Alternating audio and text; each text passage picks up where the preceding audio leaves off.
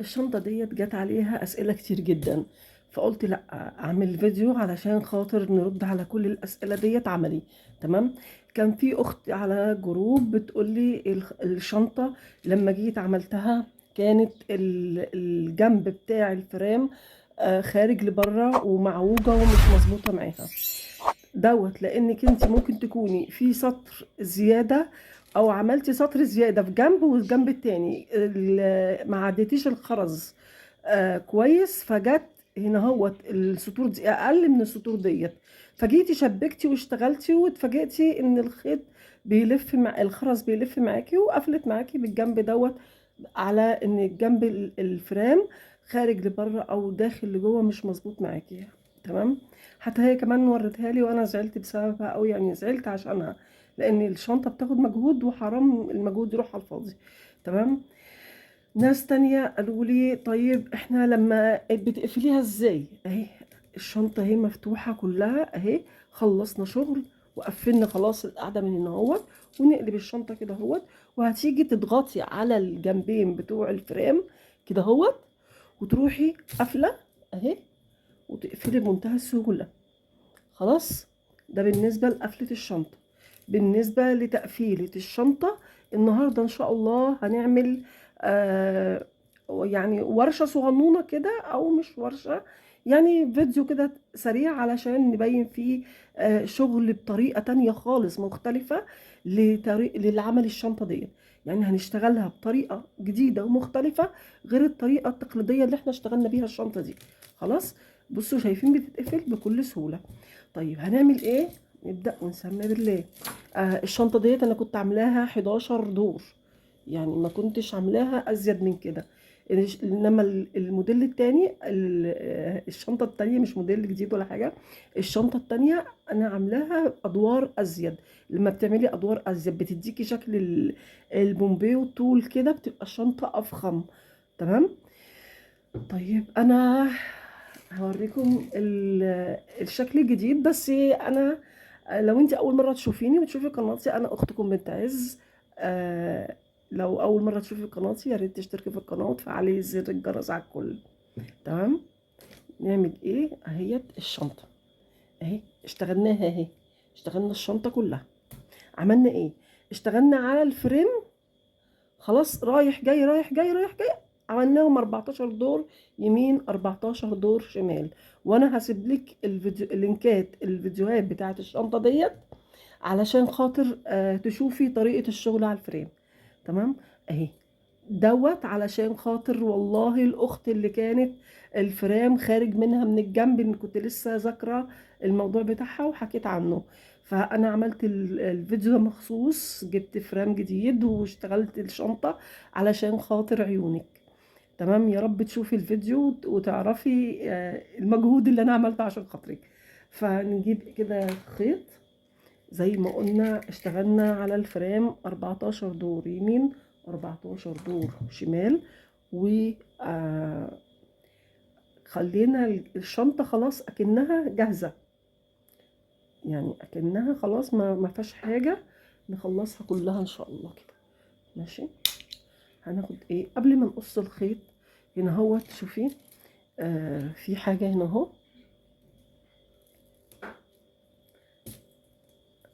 كده اهوت.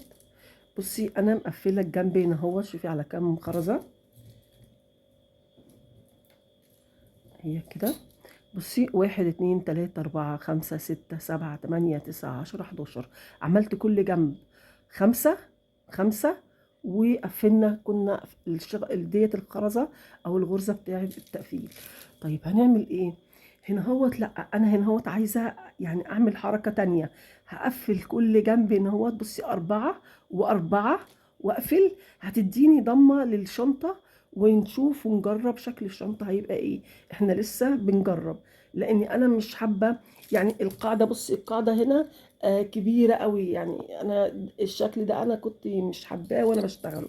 فقلنا نشوف كده لما هننقص طبعا 4 و4 والغرزة هنقص هي غرزة واحدة بس ممكن تفرق في شكل الشنطة. خلاص. هناخد كده خرزاية، نجيب كده الخرز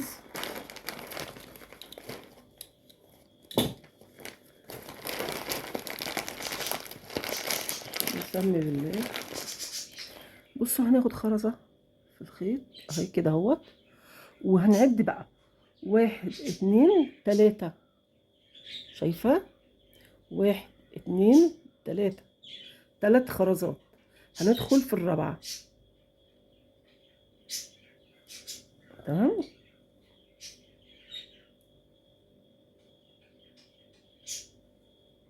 ندخل في الرابعة، هنيجي في الناحية التانية هنعمل نفس الموضوع.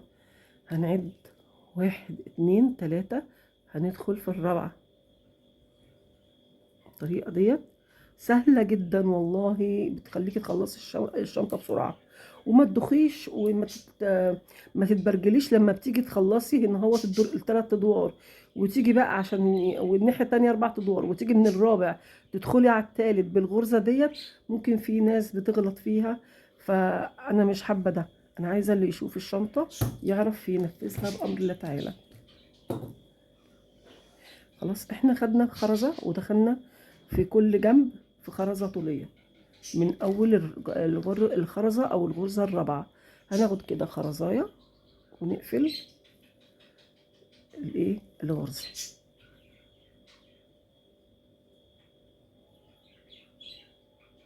اهو كده اهو.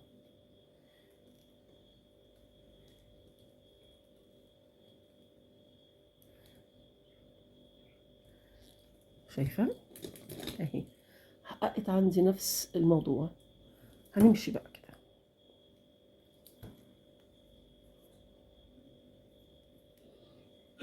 هندخل كده خرزة، ممكن ننيم الشنطة كده بقى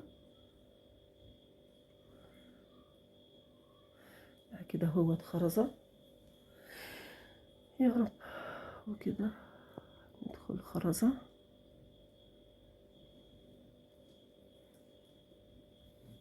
وناخد خرزة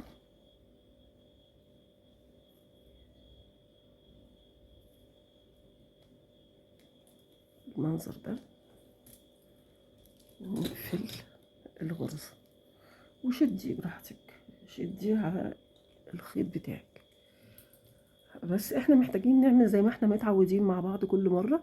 هنتني خرزاية الخيط كده زي العكاز عشان الخرزة ما تضايقنيش وتخش في الخرزة اللي بعدها.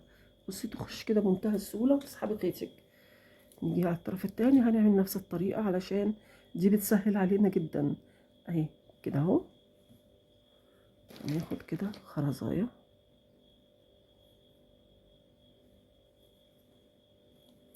وعملتها ابيض لان كان في اخت على القناه كانت عايزه تشوفني يعني وانا بشتغلها باللون الاوف وايت او اللون الابيض.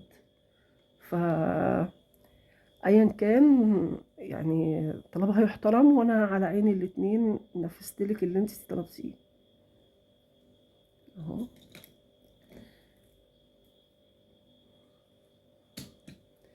ندخل خرزه يمين وندخل خرزه شمال كده اهوت، وناخد خرزه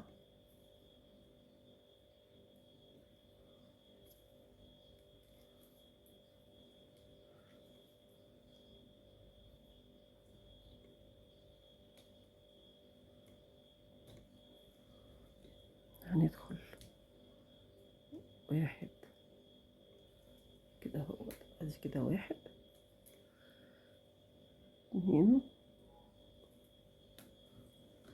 يعتبر احنا هنقفل 14 غرزة، هنشيل منهم ال3 غرز اللي فوق، 11 غرزة تقفيل. تمام، علشان تبقي عارفة برضو هتقفلي عدد قد ايه.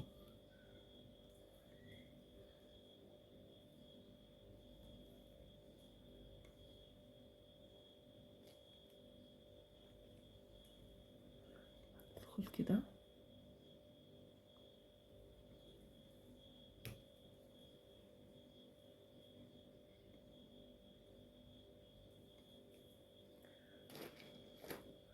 وكان في اخت بتقول لي انا لما بيجي مجسم في ايديا بشتغله صح جدا، باجي عند التقفيل او التوصيل ما بعرفش اوصل جنبين ببعض او شكلين في بعض.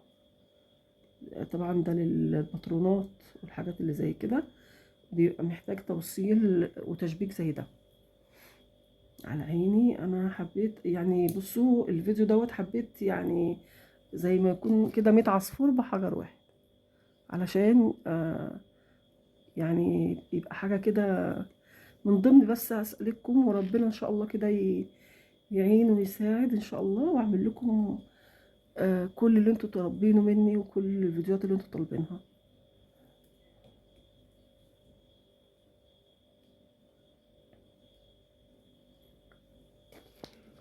خلاص كده احنا قربنا.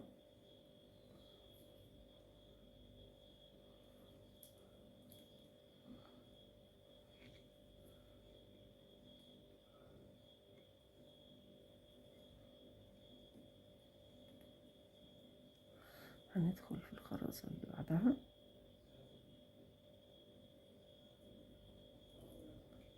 كده، خرزة يمين وخرزة شمال أسفل. ناخد كده خرزاية ونربط أو نعمل العقدة بتاعتنا. خلاص فاضل لسه غرزتين وخلاص. أنا حابة أوريكي لما توصلي عند آخر غرزة هتشتغلي ازاي، علشان خاطر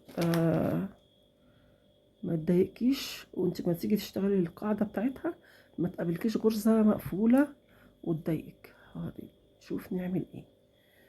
بصي احنا هنا اهوت هنعمل ايه، هندخل كده اهو، هندخل كده خرزة ونرجع تاني في الخرزة. يعني بعد ما ندخل في الخرزة هنرجع تاني في الخيط بيها اهو. بصي شايفة اهو كونا عقدة. هناخد الطرف التاني هندخل في الخرزة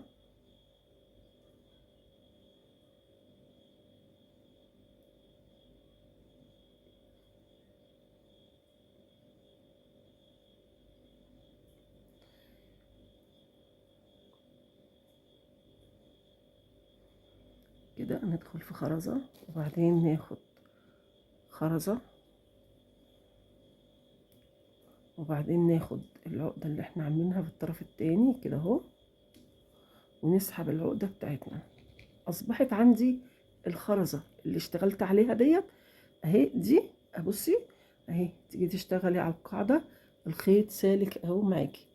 تمام. هنعمل ايه، هندوي حتة كده من الخيط يمين وشمال، وما اظنش ان الشمال ديت مش عارفة بقى مسدودة، وده اللي انا كنت بقول عليه اهو. شايفة اهي مسدودة، فهنقصها. في حاجة كمان، في سؤال تاني برضو كان جالي على الشنطة ديت، اني كانت كذا اخت كانت متضايقة منها لما اشتغلتها وكانت لقيتها مكشكشة. يعني الكشكشة ديت شايفة، بصي الكشكشة دي كده، مش عارفة انا اقربها لك للكاميرا، في كشكشة اهي، داخل خارج داخل خارج، تحس ان هي معرجة. فهي كانت الاخوات دولت كانوا متضايقين ان الشنطة كان فيها كشكشة. فانا عملت ايه، اشتغلت الشنطة ديت بخيط 70 على خرز مقاس 8، خيط 70 على خرز مقاس 8. فطبعا بصي الكشكشة ما فيش خالص، يعني الكشكشة بصي تكاد تكون اختفت تماما. تمام. برضو ده كان من ضمن الايه الاسئله. هقفل الجنب ده ونرجع عشان خاطر نشتغل القاعده ونعد نشتغل القاعده على كام غرزه. تمام. نخلص وارجع لك. طيب احنا كده قفلنا اهو الجنبين كلهم اهو، ادي كده جنب وادي الجنب اللي كنت عملته معاكي. خلاص كانك اشتغلتي الشنطه رايح جاي وشبكتي من الدور الرابع الدور الثالث ومشيتي يا حلزونه يا امال حلزونه ورا بعضه كده اهو. خلاص احنا كده محتاجين نعمل قاعده الشنطه. بس قبل ما اعمل قاعده الشنطه عايزه اجاوب على سؤال تاني اللي هو ناس كتير قالوا لي احنا ما بنعرفش نقفلها، الشنطه ناشفه قوي، ما بنعرفش نتحكم فيها نقفلها. اضغطي على الجنب ده، بصي الجنب ده والجنب ده، اضغطي كده قوي. خلاص اضغطي جدا، وهاتي الشنطه، ما تمسكهاش من التوك دي، يعني ما تمسكيش الشنطه من الوردات، تمسكيها من الفرام نفسه، واعملي كده اهي. شايفه؟ بصي بمنتهى السهوله هتتقفل معاكي. بس انا مش عايزه اضغط على الورده عشان لسه ما قفلتش القاعده اهي. شايفه؟ بالمنظر دوت.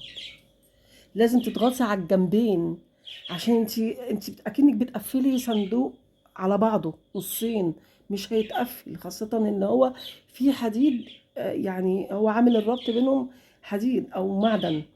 تمام. فانت لازم تضغطي على الجنب ده، وتضغطي على الجنب ده على الخرز نفسه، تضغطي على الخرز كده يمين وشمال، تضغطي جامد، وهي دي اللي بتديكي التجويفه بالمنظر ده، وتروحي قافله. والاسهل ليكي انك كل ما تعملي دورين في التقفيل تضغطي، كل ما تعملي دورين في التقفيل، حتى لو كنت شغلاها رايح جاي، كل ما تخلصي دورين ثلاثه اضغطي واقفلي، اضغطي واقفلي، لما تخلصي الشنطه هتتقفل معاكي بمنتهى السهوله. تمام. ده كان برضو سؤال من ضمن الايه الاسئله. طبعا انتوا شايفين ان هي علشان اتعملت بخيط 70 ما فيهاش اي تعريجات تماما. نبتدي بقى نشتغل القاعده. القاعدة ممكن تشتغليها وانت قافلة الشنطة، مش فارق. بصي الشنطة واسعة من جوه ازاي، بصي يعني ممكن تحطي فيها مليون حاجة. شايفة؟ بصي يعني ده احنا لو هناخد فيها العدة وحاجة الشغل وحاجات كتير قوي. بصي شايفة؟ بس كده اهو، حاجات كتير ممكن تحطيها فيها. طبعا احنا مش هنحط فيها الحاجات ديت يعني. خلاص هنعمل ايه؟ هناخد كده، هنشيل اللي احنا كركبناه ده، خلاص بقى جواه. هناخد كده حتة خيط، هناخد خيط، خيط بقى انت على حسب ما تقدري تشتغلي بخيط اطول او اقل، دي ترجع لك. هنا اهوت احنا كنا قفلنا الشنطه الزرقاء ديت، كنا قفلنا الجنب هنا اهوت على 11 غرزه. احنا بقى عايزين نقلله، احنا عايزين ناخد من 4 من اليمين 4 من الشمال، والغرزه بتاعت همزه الوصل اللي بينهم بتاعت التشبيك، ونشتغل على 9 غرز فقط. تمام. فاحنا هنعمل ايه؟ هناخد كده، عايزين نفتح بس الشنطه عشان تبقى ايه يعني اروق لينا في الشغل، تبقى الشنطه واقفه كده، تبقى اروق لنا في الشغل اهي. لما كنا يعني الشنطه الاولانيه لما اشتغلناها زي ما قلت على 11 غرزه. طيب احنا هنا هنيجي ناخد ايه؟ شايفه الخرزه الطوليه دي اللي في الدوران، الخرزه اللي في المنحنى ده كده، هتمشي كده، بصي بايدك تطلعي لغايه لما تجيبي اخر غرزه، وهنا هو نفس الطريقه اهو كده اهو. وهو هم دولت اللي كانوا اشتغلنا عليهم ايه الوش الاولاني بتاع الايه تقفيل القاعده. خلاص هنعمل ايه هنا اهوت؟ شايفه ادي 1 2 3 4 5 6 7 8 9 10 11 11. هم هنا اهوت 11 غرزه، على اساس اهم نعدهم بس الاول 11. هنسيب بقى كده واحده يمين واحده شمال ونقفل اهي، وناخد كده اول خرزتين، خرزه من الجنب ده وخرزه من الجنب ده، اولنا خرزه من الجنب ده وخرزه من الجنب ده، ونقفل. عايزه تقفليها على ال11 قفليه، هتقفليها على ال9 قفليه.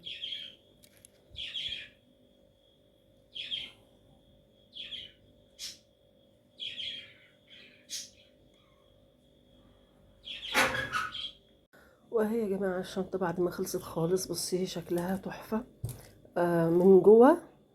ما بقتش العرض الاوفر بتاعه الموديل الاولاني اللي انا كنت عاملاه، بقت كده مستطيله، بقت افضل واحسن. شايفه اهي. زي ما قلت لك لما تيجي بقى تقفلي الشنطه هتضغطي على الجنبين كده، تمام، وتروحي جايبه الشنطه بالمنظر ده وقافلاها كده. تمام اهي اهي. تحفه تحفه، كلمه تحفه قليله عليها. شايفين؟ اهي بقت جميلة خالص. الموديل ده جميل جدا، وانا عن نفسي بحبه جدا جدا جدا، وبيستهويني شغله. شغله كله فن وكله شياكة كده. فلو في اي اسئلة تاني للشنطة ديت، يا ريت تبعتيلي وانا هرد عليكي في الكومنتات. اتمنى منكم كده دعوة حلوة بظهر الغيب، والسلام عليكم ورحمة الله وبركاته.